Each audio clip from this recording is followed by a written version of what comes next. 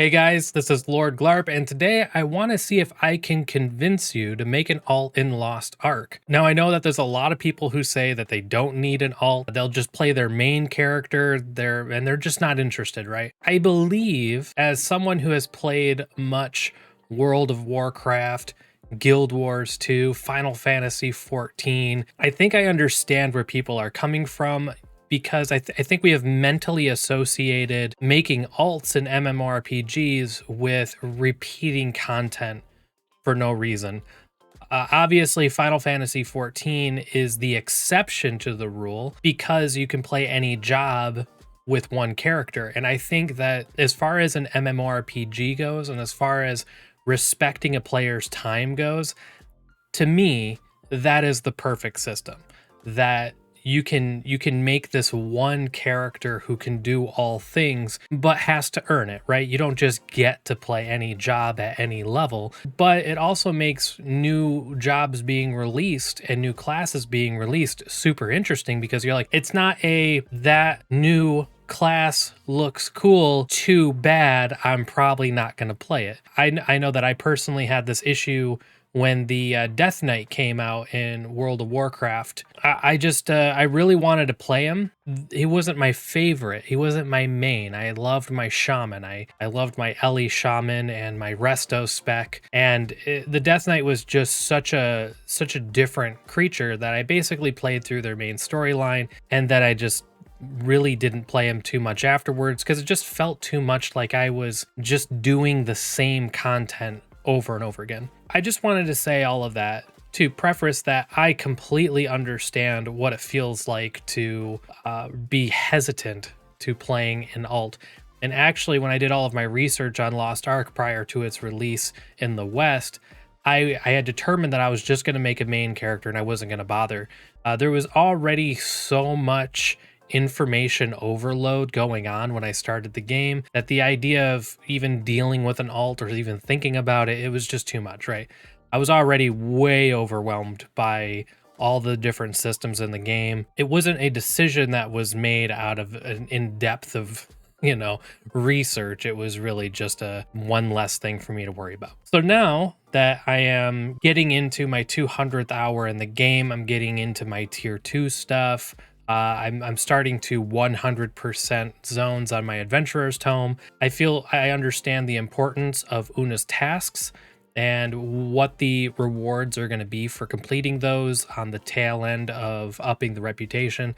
If you don't understand how that works, I'll cover it very slightly in the rest of this video. But again, the point of this video is, I guess, in some ways to inform what an alt can do, but mostly it's to convince you, as a friend convinced me, you have nothing to lose by making an alt, and that this game really does respect your time.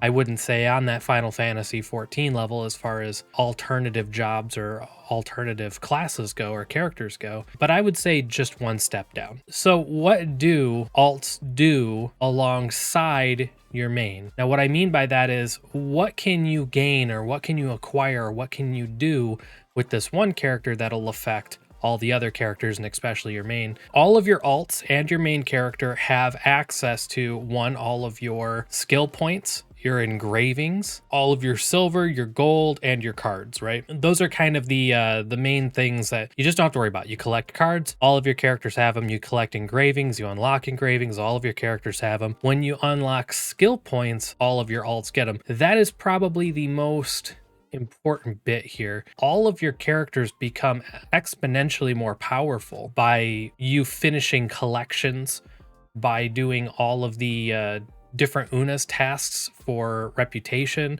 You get some permanent buffs in those situations. So let's talk about Una's tasks real quick. We'll just skim over it. As you may know, when you gain reputation by completing Una's tasks, that reputation fills up a bar, and then you get a claim at the end. You can actually see what all of the individual rewards are for those Una's tasks.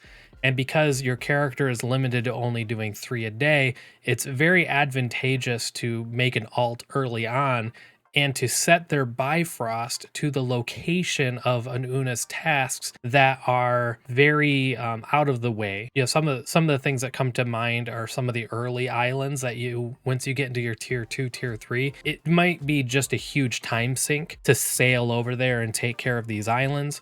So instead, you set up your Bifrosts to go to these places where there is sometimes an RNG drop. Perfect example is the Little Luck Island, where the island token can only be acquired through RNG by purchasing a chest of Little Luck for 100 pirate coins. The merchant Aaron, who spawns on this island, only appears for 10 minutes and only appears for 10 minutes every 2 hours. So really it's up to just chance that you'll run into this character. We had something really cool happen where in my guild chat, someone had mentioned that the merchant was up, but I was on the other side of the planet with my main character. Luckily, I did have an alt whose Bifrost was set to the island in just a scenario. In just this case, I swapped over, teleported over, got my chest, did not get my Little Luck Island token, unfortunately, but I was setting myself up to get that little piece of content. Some of these require you to do the daily task for 30 days in a row. Just set it and forget it with your alt. You can actually set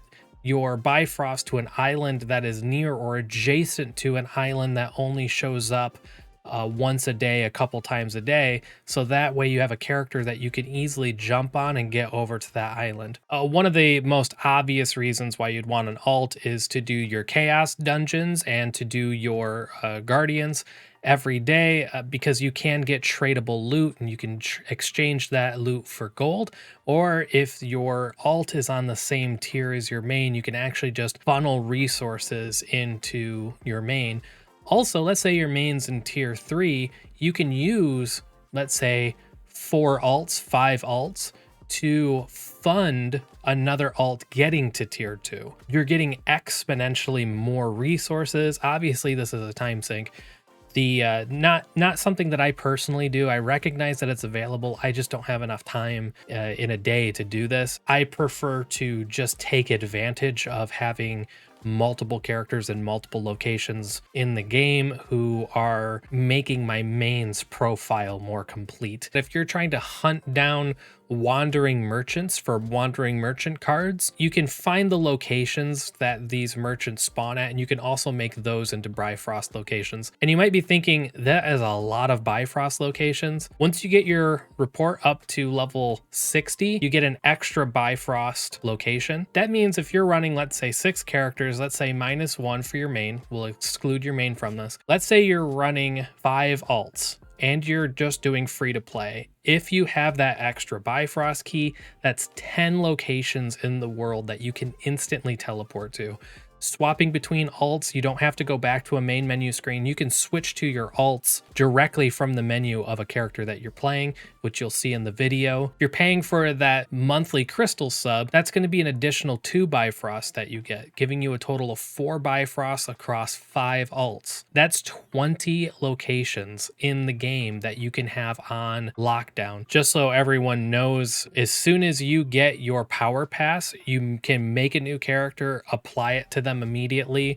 You can choose to skip the quests, the lead up quests, and just have a level 50. The whole process takes maybe 10 minutes if you're doing it the fast way. If you're doing it the slower way, where you actually go through the tutorial bit, maybe an hour, there is no benefit to doing the tutorial bit more than once. So I would say do it for the first alt, then the second alt doesn't have to go through that. Or if you just don't want to deal with any of that, in about 20 minutes, you can have 2 level 50s who are ready for tier 1 content. Weekly Abyssal Dungeons have the chance to drop legendary card packs. And that might not seem like a big deal right now, but later on, you're going to find that you are going to be scraping and scratching, trying to power up all of your decks, or at least the decks that you use on your main. And having 5 alts being able to run, let's say you get them to where they can run the first 4 Abyssal Dungeons. That is really increasing the chances that you're going to get that legendary card that you need. If you're raising rapport with a lot of NPCs, the number of songs you can play or emotes that you can utilize is limited per character, not per server. With all of your alts, you can also do all of the reports. So let's say you're working on your adventurer's tomes. You could have alts whose bifrosts are set to specific NPCs. Now, because you get your 2 free power passes, that's your 2 free level 50 alts that you can get basically in about 20 minutes. You can also get 3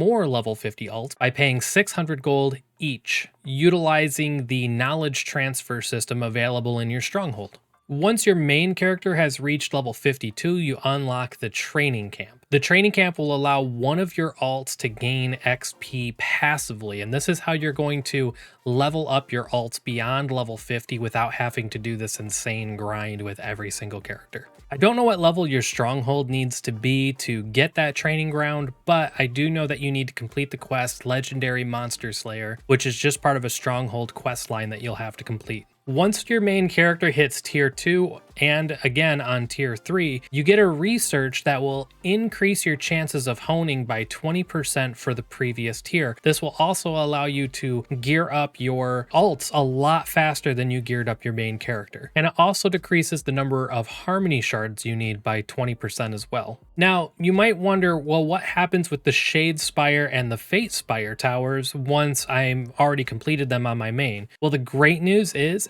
every single alt that you run through it, all they get is honing materials. They just get a ton of honing materials. So you might be thinking getting the honing materials for these characters is going to be a nightmare because I can't do the islands anymore. Well, this doesn't completely replace that system and that number of honing materials. You can still go through these towers and get a ton of honing materials. And when you combine that with needing 20% less and with your chances of success going up by 20%, I'd say that this is a pretty fantastic answer to the problem of honing materials. Now, I find a lot of the content too time consuming for me to do on my alts, and I only have 2 at the moment. I'm probably going to have like certain days that I can really devote the time that I need to these alts.